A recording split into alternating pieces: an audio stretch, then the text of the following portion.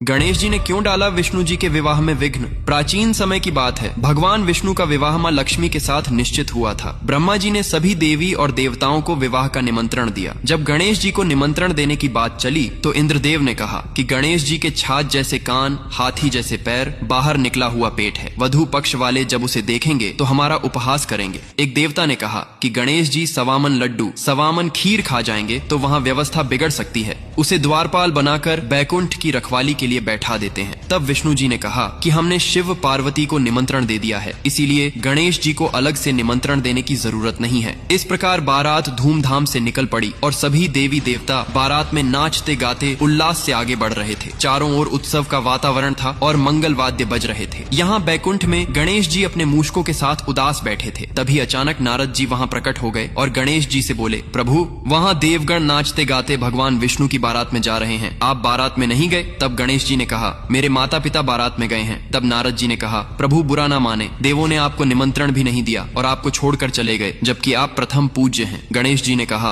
अब किया भी क्या जा सकता है? तो नारद जी ने कहा, आपके पास इतनी विशाल मूषक सेना है, यह कब काम आएगी? तब गणेश जी ने अपनी मूषक सेना को आदेश दिया कि वे बारात के मार्ग में विघ्न उत्पन्न कर दे। तब मूषक सेना ने पूरे बारात के मार्ग को अंदर से कुतर कर खोखला कर दिया। थोड़ी देर में विष्णु जी की बारात वहाँ से गुजरी। तभी अचानक रथ का पहिया मिट्टी में धंस गया। इंद्रादि देवताओं ने बहुत कोशिश की पहिया निकालने की, लेकिन पहिया नहीं निकाल पाए। तभी नारद जी वहाँ उपस्थित हुए और उन्होंने देवताओं से कहा कि उन्होंने प्रथम पूज्य गणेश जी को निमंत्रण नहीं भेजा, इसलिए यात्रा में विघ्न उत्पन्न हो रहा है। तब देवताओं ने एक लोहार को बुलाया। उसने गणेश जी का नाम लेकर एक ही बार में पहिए को बाहर निकाल दिया। यह देख सभी देवताओं को अपनी भूल का एहसास हुआ। तब भगवान शिव ने नंदी को भेजकर गणेश जी को वहाँ बुलवा लिया और सभी देवताओं ने मिलकर गणेश जी से क्षमा मांगी। इसके बाद बारात धूमधाम से वधू पक्ष के द्वार पर पहुंच गई। इसके बाद भगवान विष्णु और माता लक्ष्मी का विवाह विधि पूर्वक संपन्न हुआ। अगर यह कथा आपको पसंद आई हो तो कमेंट में जय गणेश अवश्य लिखें।